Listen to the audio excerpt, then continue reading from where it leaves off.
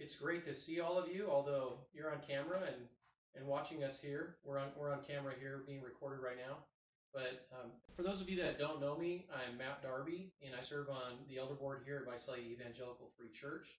And I'm sitting here with Pastor Will Costello, who is our lead pastor at the church here. And as those of you who attend our church probably know, even though everyone's been sheltering in place, if you want to call it that, a lot of you have been going to work and going about your business. And but even though we haven't been able to meet corporately as a body, the ministry of the church continues. The Good Commission, we're fulfilling that. And we've been encouraged this week and many weeks in the past as we've been sheltering in place, if you want to call it that again. We've been encouraged by all the work that's going on in the ministry of this church. Mm-hmm. And that also includes the work of the elder board.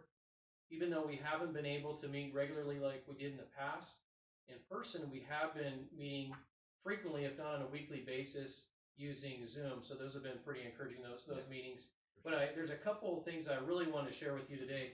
First of all, I wanted to let you know how excited I am. I know Pastor Will is very excited as well, that we, as an elder board, have chosen unanimously a candidate for youth pastor. That's been a long time in the works here. We haven't had a youth pastor in a long time, but God in his providence has placed us in the financial position. He's heaped blessings upon us and been with us, and he's opened the doors for us to unanimously agree that our candidate to present to the body of Visalia Evangelical Free Church is Josiah Buznitz.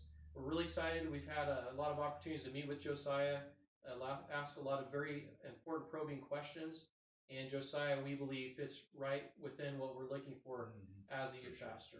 And in fact, Josiah he did attend, he got his bachelor's degree from Wheaton, and he has a master's or MDiv from the Master's Seminary. We're very excited about that. So as our candidate, we've put him forward to the congregation, and so as time goes on and the church is able to meet corporately again as a body, we will begin our candidating process, the next step, where he'll be candidating with the body so that the congregation will have the final decision as to Josiah. But we're really excited about that. Mm-hmm. And another thing that we're really excited about as well is that just this week we met as an elder board. And if you read in the newspaper, you've probably read that the governor has said that he believes that we're probably a month away from moving to the next step. I believe it's category 3 or stage 3. And with stage 3, that is a situation where religious institutions should be allowed to meet. And so we've got a plan in place.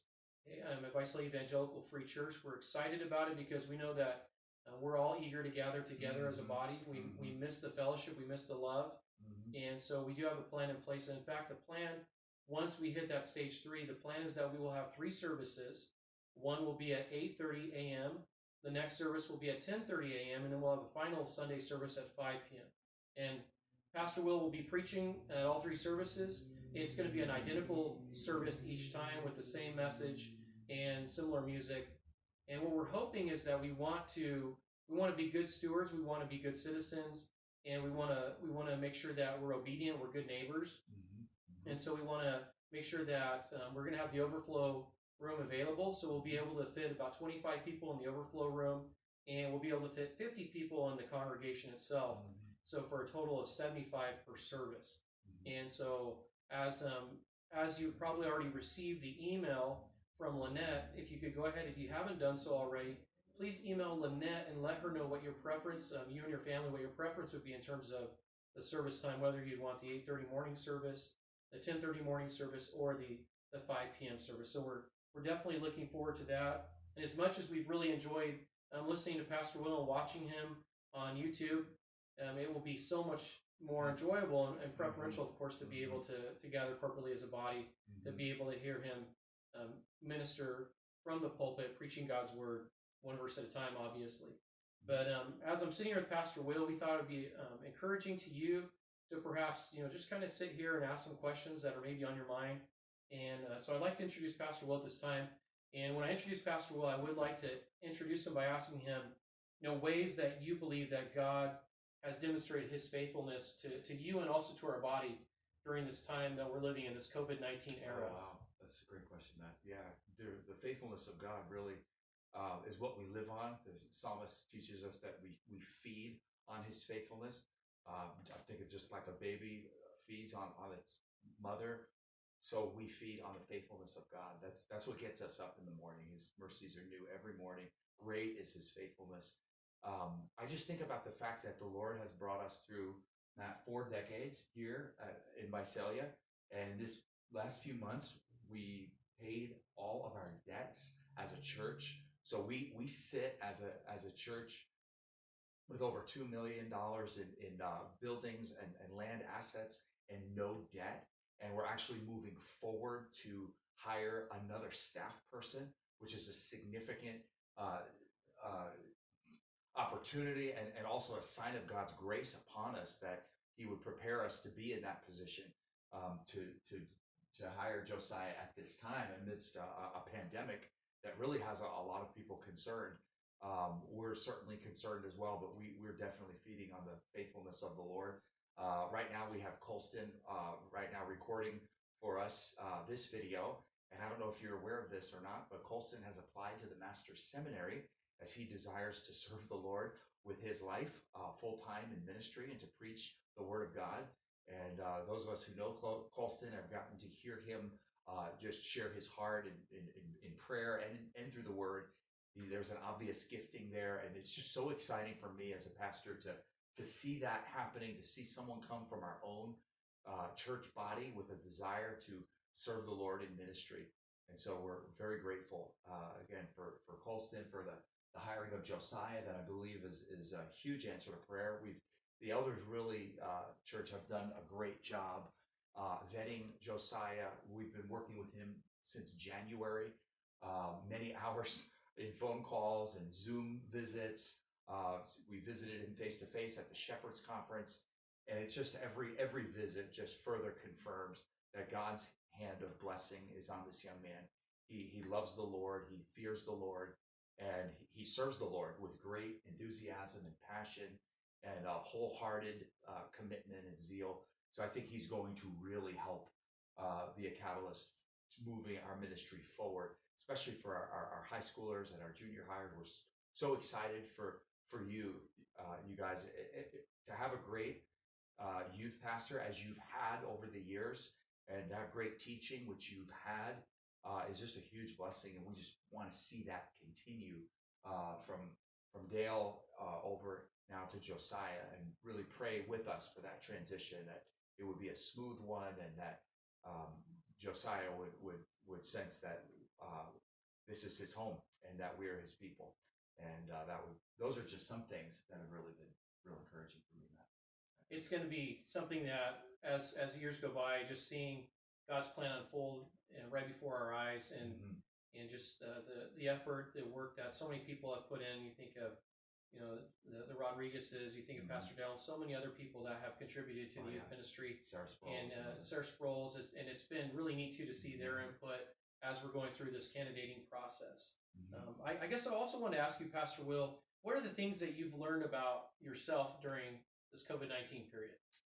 Well, I would say one of the big things I've learned about myself is that I'm not necessary, and I know that may sound trite, because we know and we're taught that we're just servants. We do what is our duty to do.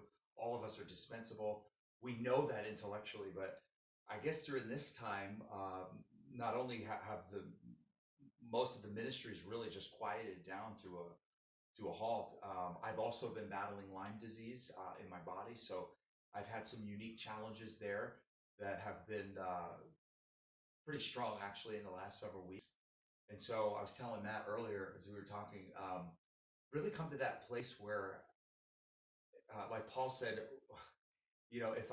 he says, if we live, we live for the Lord. If we die, we die to the Lord. Whether we live or die, we are the Lord's. We are the Lord's. That's Romans 14.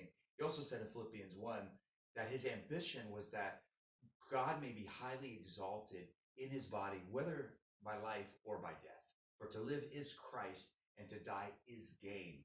And I'm quoting those scriptures because when you have a chronic illness and the symptoms are flared up and you can't think clearly, you can't.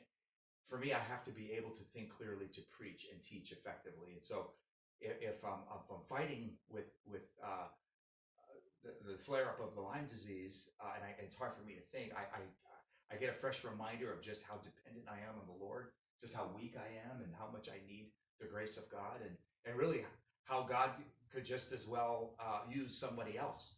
And that's a great uh, realization, really. And I was telling Matt, if the Lord takes me, which I don't think He is. In fact, I'm on a double antibiotic that's working to really settle this disease and really make it lie dormant, which is the goal.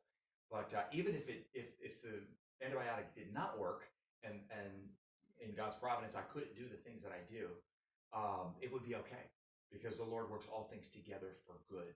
And this is what I'm going through personally in my own journey. My wife as well has Lyme disease, and so she's had similar lessons that she's been learning. We've been learning this together, and I'm actually grateful for it.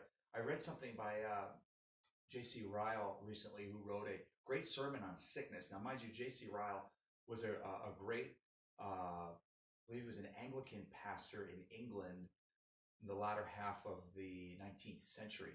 And he actually served the Lord very faithfully and fruitfully, and had 5 children, and he was married 3 times. And that wasn't because of divorce. That was because he lost all 3 of his wives over his lifetime. And so he's seen suffering firsthand. And he actually wrote this. He said, in a world where sin is, it is a mercy that there is sickness. In a world where there is sin, it is a mercy that there is sickness. And obviously Ryle said that because he understood that the wages of sin is not sickness. The wages of sin is death.